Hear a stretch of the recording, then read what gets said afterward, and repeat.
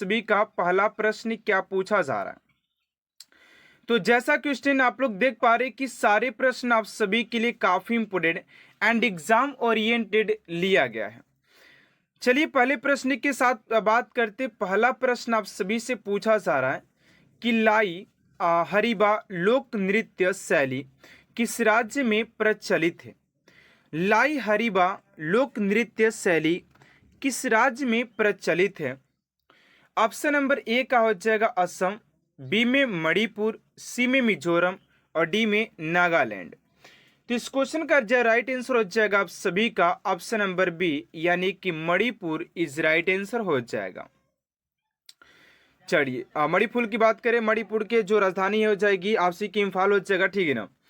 चलिए अगले प्रश्न की ओर बात करते हैं।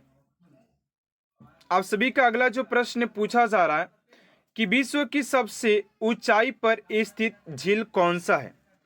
विश्व की सबसे ऊंचाई पर स्थित झील कौन सा है। ऑप्शन नंबर ए में है टीटीकामा झील, बी में सिटी सिक्रू, सी में रुडोल्फ और डी में एडवर्ड। देखिए आप लोगों से ज्योग्राफी के अच्छे खासे प्रश्न एग्जाम में पूछे जाते, ठीक है ना। तो राइट आंसर हो जाएगा आप सभी का ऑप्शन नंबर ए यानी कि टीटीकाका झील आप सभी के सबसे ऊंचाई पर स्थित हो जाएगा। अब आप लोगों को कमेंट बॉक्स में यहाँ पर बताना है कि आप लोगों के जो है कि मीठे पानी का झील कौन सा है, सबसे गहरा झील कौन सा है, विश्व का सबसे बड़ा झील कौन सा है और विश्व का सबसे छोटा झील कौन सा है। ये चारों प्रश्न के आंसर आप सभी को कमेंट बॉक्स में देना है, ठीक है ना। चलिए अगले प्रश्न की ओर बात करते हैं। आप सभी का अगला प्रश्न है थर्ड नंबर प्रश्न यहाँ पर पूछा जा रहा है कि निम्नलिखित में से कौन सा महाद्वीप नई दुनिया के नाम से जाना जाता है। निम्नलिखित में से कौन सा महाद्वीप नई दुनिया के नाम से जाना जाता है। उत्तरी अमेरिका, दक्षिण अमेरिका, एशिया और अटलांटिका। तो थर्ड का जो राइट आंसर हो जाएगा आप सभी का उत्तरी अमेरिका, जो कि नई दुनिया के नाम से जाना जाता है। अगर सबसे बड़े महाद्वीपों की बात करें तो आपसे कि एशिया महाद्वीप हो जाएगा। सबसे छोटे की बात करें तो ऑस्ट्रेलिया हो जाए, ठीक है ना। चलिए अगले प्रश्न की ओर बात करते हैं। उससे पहले आप सभी से एक छोटा सा रिक्वेस्ट है कि स्टूडेंट अगर अभी तक आप सभी हमारे चैनल को सब्सक्राइब नहीं किए हैं तो प्लीज स्टूडेंट चैनल को सब्सक्राइब कर साथ साथ बेल आइकन को प्रेस कर दीजिएगा ताकि ऐसा मोस्ट इंपोर्टेंट क्लास स्टूडेंट आप तक सबसे जल्द पहुंचते रहे, ठीक है ना। क्योंकि ये क्लास आप सभी के लिए डेली बेहतर से बेहतरीन करने का प्रयास करता है और सिलेक्शन की ओर ले जाने का कोशिश करता है, ठीक है ना। चलिए अगले प्रश्न की ओर बात करते हैं। आप सभी का 4 नंबर प्रश्न क्या पूछा जा रहा है। तो 4 नंबर प्रश्न आप सभी से पूछा जा रहा है कि सैंधव सभ्यता की ईंटों का अलंकरण किस स्थान से मिला है। सैंधव सभ्यता के ईंटों का अलंकरण किस स्थान से मिला है। तो 4 का राइट आंसर हो जाएगा आप सभी का कालीबंगा ऑप्शन नंबर ए आप सभी का राइट आंसर हो जाएगा। चलिए अगले प्रश्न की ओर बात कर लेते हैं। आप सभी का 5 नंबर प्रश्न क्या है। कह रहा है कि अशोक ने अपने सभी अभिलेखों में एक रूपता से किस प्रकृति का प्रयोग किया है। अशोक ने अपने सभी अभिलेखों में एक रूपता से किस प्रकृति का प्रयोग किया है। तो 5 का जो राइट आंसर हो जाएगा आप सभी का ऑप्शन नंबर ए यानी कि अर्ध मागधी ऑप्शन नंबर ए आप सभी का राइट आंसर हो जाएगा। चलिए अगले प्रश्न की ओर बात करते हैं। आप सभी का 6 नंबर प्रश्न है कि गांधी जी ने वर्ष में अहमदाबाद में सूती मिल श्रमिकों को साथ लेकर एक सत्याग्रह का आयोजन किया था, कितने में किया था। 1918, 1915, 1929 या 1921। तो 6 का राइट आंसर हो जाएगा आप सभी का 1918 में ऑप्शन नंबर ए स्टूडेंट आप सभी का राइट आंसर हो जाएगा। चलिए अगले प्रश्न की ओर बात करते हैं। आप सभी का अगला प्रश्न क्या है, 7 नंबर क्या पूछा जा रहा है। कह रहे कि निम्नलिखित में से किस महासागर में टोरेस जलडमरू मध्य स्थित है। किस महासागर में टोरेस जल डमरू मध्य स्थित है? तो 7 का हो जाएगा आप सभी का ए, यानी कि प्रशांत महासागर हो जाएगा। प्रशांत महासागर ऑप्शन नंबर ए आप सभी का राइट आंसर हो जाएगा, प्रशांत महासागर। चलिए अगले प्रश्न की ओर बात करते हैं। 8 नंबर प्रश्न है कि वार्षिक सूरज कुंड शिल्प मेले की मेजबानी निम्नलिखित में से कौन सा राज्य करता है? वार्षिक सूरज कुंड शिल्प मेले की मेजबानी निम्नलिखित में से कौन सा राज्य करता है? तो 8 का जो राइट आंसर हो जाएगा आप सभी का ऑप्शन नंबर ए, यानी कि हरियाणा हो जाएगा। हरियाणा ऑप्शन नंबर ए आप सभी का राइट आंसर हो जाएगा। चलिए अगले प्रश्न की ओर बात करते हैं और चैनल को सब्सक्राइब कर वीडियो को लाइक कर दीजिएगा, ठीक है ना। और कमेंट बॉक्स में जरूर बताइएगा कि आप सभी को ये क्लास कैसा लगता है। चलिए अगले प्रश्न की ओर बात करते हैं। 9 नंबर प्रश्न है। यहाँ पर कुछ स्टूडेंटों को डाउट था कि सर आखिर हम लोग एसएससी एमटीएस के लिए कौन से बुक परचेस कर सकते हैं, जीएसओ या जीके या जीएस के लिए।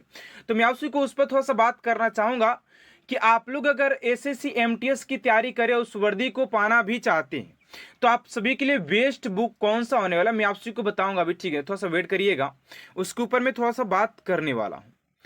अगला प्रश्न है कि NR era of darkness the British empire in India नामक पुस्तक की लेखक या लेखिका कौन है?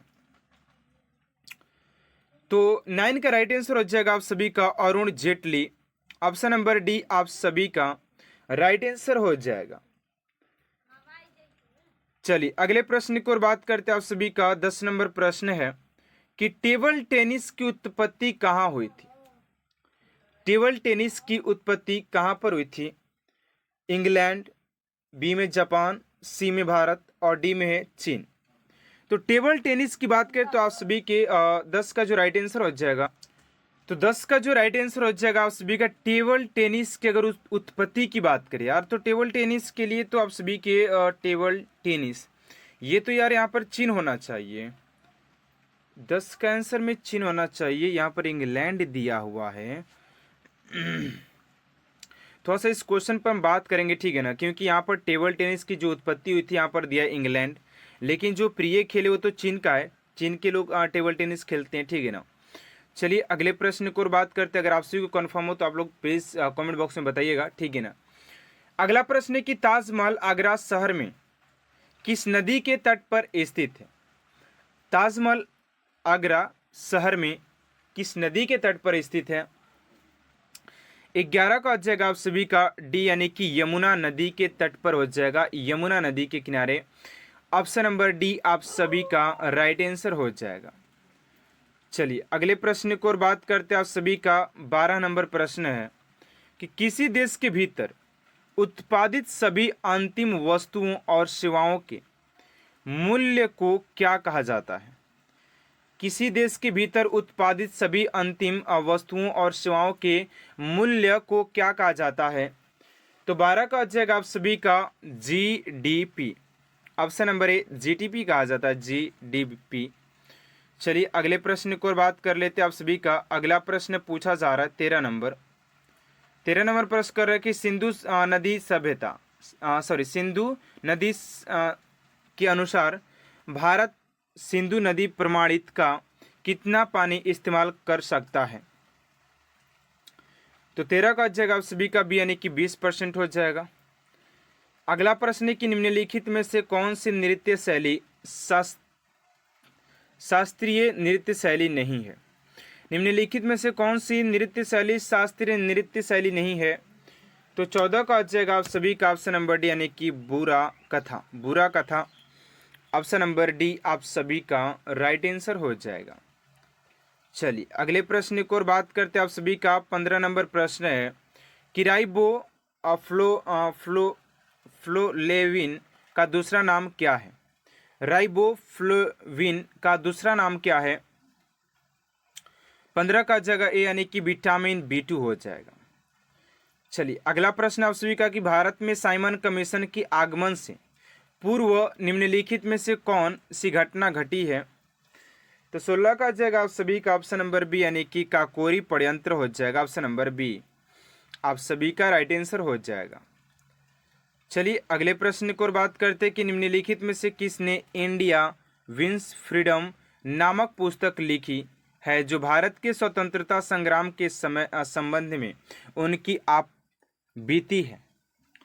तो 17 का जगह डी, यानी कि मौलाना अब्दुल कलाम आज़ाद हो जाएंगे, डी हो जाएगा। अगला प्रश्न है कि भारत पर प्रथम तुर्क आक्रमण करने वाला था। भारत पर प्रथम तुर्क आक्रमण करने वाला था, कौन था? तो महमूद गजनी हो जाएगा। वो अपना बाबर भी जो था ना, बाबर भी भारत पर 5 बार आक्रमण किया था, ठीक है ना। ठीक है, देखिए अगला प्रश्न आप का 19 नंबर कि अलीगढ़ मुस्लिम विश्वविद्यालय के संस्थापक कौन थे? अलीगढ़ मुस्लिम विश्वविद्यालय के संस्थापक की बात करते हैं तो बी हो जाएगा, सर सैयद अहमद हो जाएंगे। ऑप्शन नंबर बी आप सभी का राइट आंसर हो जाएगा। चलिए अगला प्रश्न आप सभी का 20 नंबर की भारत में खोजा गया सबसे पुराना शहर कौन सा है? भारत में खोजा गया सबसे पुराना शहर कौन सा है? तो 20 का जो राइट आंसर हो जाएगा आप सभी का ऑप्शन नंबर बी, यानी कि हड़प्पा हो जाएगा। ऑप्शन नंबर बी हड़प्पा सभ्यता। चलिए अगले प्रश्न की ओर बात करते हैं 21 नंबर की, किस वेद में प्राचीन वैदिक युग की संस्कृति के बारे में सूचना दी गई है? तो 21 का जगह ए, यानी कि ऋग्वेद हो जाएगा। ऑप्शन नंबर ए आप सभी का राइट आंसर हो जाएगा। अगला प्रश्न है कि किस गुप्तकालीन शासक को कविराज कहा जाता है? किस गुप्तकालीन शासक को कविराज कहा जाता है? तो 22 का जगह आप सभी का सी, यानी कि Samudragupta. Option number B C आप सभी का राइट आंसर हो जाएगा। चलिए अगले प्रश्न की ओर बात करते हैं 23 नंबर कि गुप्त राजवंश किस लिए प्रसिद्ध था? गुप्त राजवंश किस लिए प्रसिद्ध था? तो 23 का जाएगा आप सभी का बी, यानी कि कला एवं स्थापत्य। अगला प्रश्न 24 नंबर की गुप्त वंश का संस्थापक कौन था? तो गुप्त वंश के संस्थापक की बात करते हैं तो ये हो जाएंगे आप सभी के श्रीगुप्त।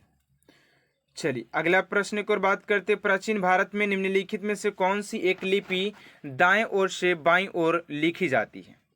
25 का हो जाएगा ए, यानी कि Kharoshthi. Kharoshthi option number A. चलिए अगले प्रश्न की ओर बात कर लेते हैं आप सभी का 26 नंबर प्रश्न है कि गुप्त वंश का वह राजा कौन था जिसने हुणों को भारत पर आक्रमण करने से रोका? 26 का हो जाएगा आप सभी का स्कंदगुप्त। ऑप्शन नंबर बी हो जाएगा। चलिए अगला प्रश्न है कि वर्ष 1946 में गठित अंतरिम कैबिनेट की अध्यक्षता करने किसने की? तो 27 का हो जाएगा सी, यानी कि Jawaharlal Nehru. Option number C. चलिए अगले प्रश्न की ओर बात करते हैं 28 नंबर की, अकबर के शासनकाल में भू राजस्व सुधारों के लिए कौन उत्तरदायी थी? तो 28 का हो जाएगा आप सभी के ऑप्शन नंबर यानी कि टोडरमल। चलिए अगला प्रश्न है उसके 29 नंबर की, किसने मुगल साम्राज्य की स्थापना की को आगरा से दिल्ली स्थानांतरित किया? 29 का हो जाएगा आप सभी का सी। यानी जैसा कि स्टूडेंट आप लोग देख पा रहे कि सारे प्रश्न आप सभी के लिए काफी इंपोर्टेंट एंड एग्जाम ओरिएंटेड लिया गया है। तो चलिए पहले प्रश्न की ओर बात करते हैं कि आप सभी का पहला प्रश्न क्या पूछा जा रहा है। फर्स्ट प्रश्न कर रहा है कि मंडाना लोक कला शैली का संबंध किस भारतीय राज्य से है? कह रहा है कि मंडाना लोक कला शैली का संबंध किस भारतीय राज्य से है? ऑप्शन नंबर ए में है राजस्थान, बी में गुजरात, सी में महाराष्ट्र और डी में है बिहार। तो इस क्वेश्चन का राइट आंसर हो जाएगा आप सभी का ऑप्शन नंबर ए, यानी कि राजस्थान आप सभी का राइट आंसर हो जाएगा, राजस्थान। चलिए अगले प्रश्न की ओर बात करते हैं आप सभी का। अगला प्रश्न यहां पर पूछा जा रहा है सेकेंड नंबर कि भोगाली बिहू किस राज्य का प्रमुख त्योहार है? भोगाली बिहू किस राज्य का प्रमुख त्योहार है? ऑप्शन नंबर ए में असम, बी में ओडिशा, सी में बिहार और डी में असम। तो इस क्वेश्चन का राइट आंसर हो जाएगा आप सभी का ऑप्शन नंबर ए, यानी कि असम आप सभी का राइट आंसर हो जाएगा। देखिए यहाँ पर एक और सा ट्रिक है कि आप सभी के जो भी कोई भी ऐसा त्योहार हो जहां पर बिहू लगा हो, वो सारे त्योहार आप सभी के असम से ही संबंधित हो जाएगा। तो इस ट्रिक को आप सभी को याद रखना है, ठीक है ना।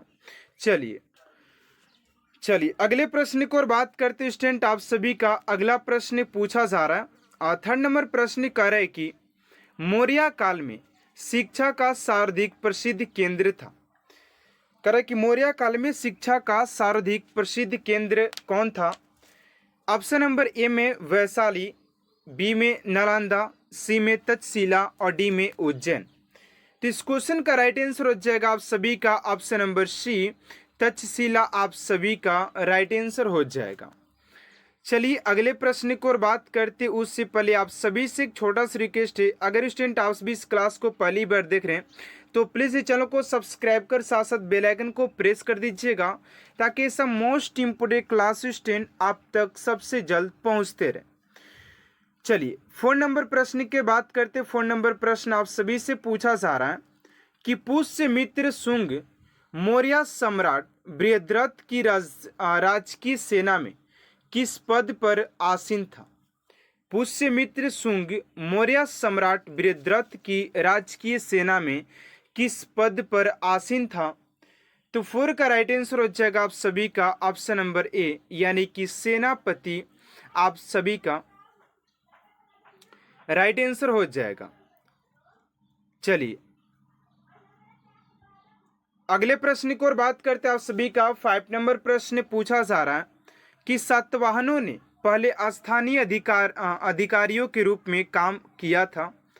सातवाहनों ने पहले स्थानीय अधिकारियों के रूप में काम किया था। नंदी के अधीन, मौर्यों के अधीन, चोलों के अधीन या चेरों के अधीन। तो 5 का जो राइट आंसर हो जाएगा आप सभी का ऑप्शन नंबर बी, यानी कि मौर्यों के अधीन काम किया था। तो ऑप्शन नंबर बी आप सभी का राइट आंसर हो जाएगा। चलिए अगले प्रश्न की ओर बात करते हैं। आप सभी का 6 नंबर प्रश्न यहाँ पर पूछा जा रहा है कि नगरों का क्रमिक पतन किस काल की करे कि नगरों का क्रमिक पतन किस काल की एक महत्वपूर्ण विशेषता थी। तो 6 का जो राइट आंसर हो जाएगा आप सभी का ऑप्शन नंबर ए, यानी कि गुप्त काल। ऑप्शन नंबर ए आप सभी का राइट आंसर हो जाएगा। चलिए अगले प्रश्न की ओर बात करते हैं। आप सभी का 7 नंबर प्रश्न यहाँ पर पूछा जा रहा है कि कौन सा राजवंश हूणों के आक्रमण से अत्यंत विचलित हुआ था। कौन सा राजवंश हूणों के आक्रमण से अत्यंत विचलित हुआ था। तो 7 का जो राइट आंसर हो जाएगा आप सभी का ऑप्शन नंबर सी, यानी कि गुप्त हो जाएगा। ऑप्शन नंबर सी आप सभी का राइट आंसर हो जाएगा।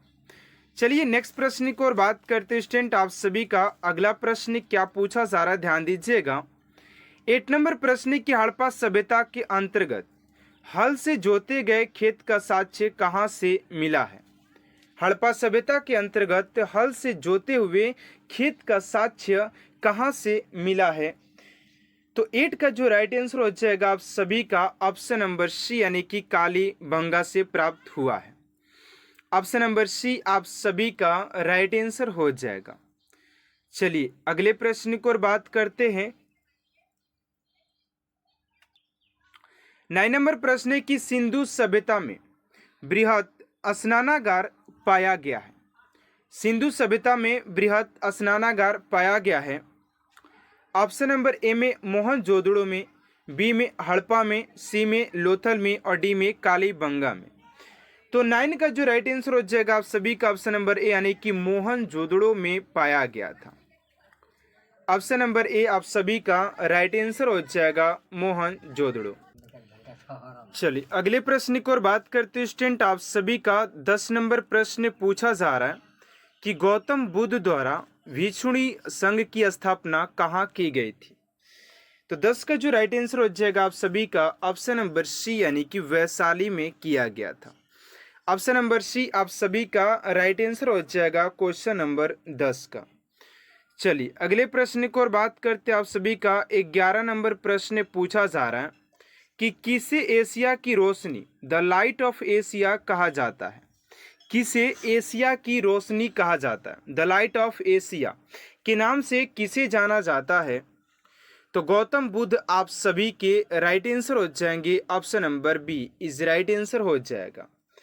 चलिए अगले प्रश्न की ओर बात करते हैं। आप सभी का 12 नंबर प्रश्न यहाँ पर पूछा जा रहा है कि वह शासक कौन था जिसने राज सिंहासन पर बैठने के लिए अपने बड़े भाई भाई सुसीम की हत्या की थी।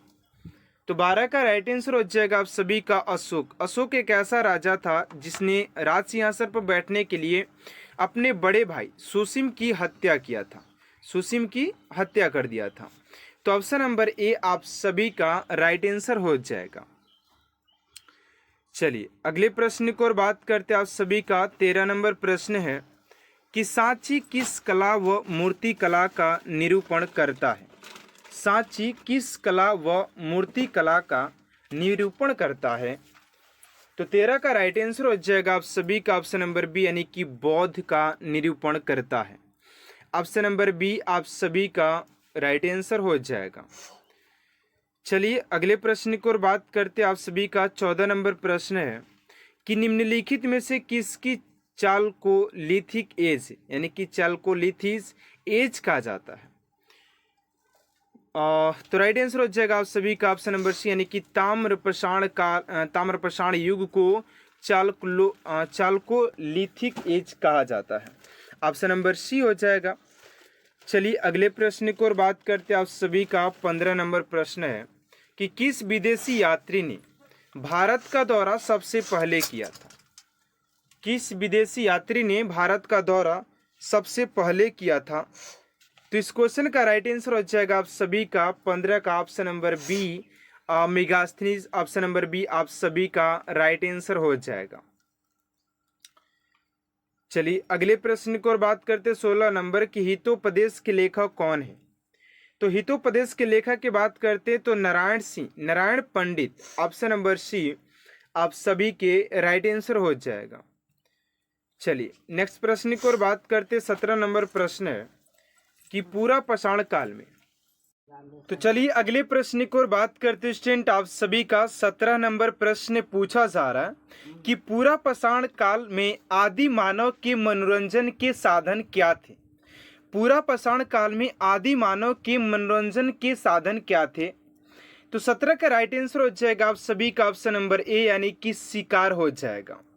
ऑप्शन नंबर ए आप सभी का राइट आंसर हो जाएगा क्वेश्चन नंबर 17 का।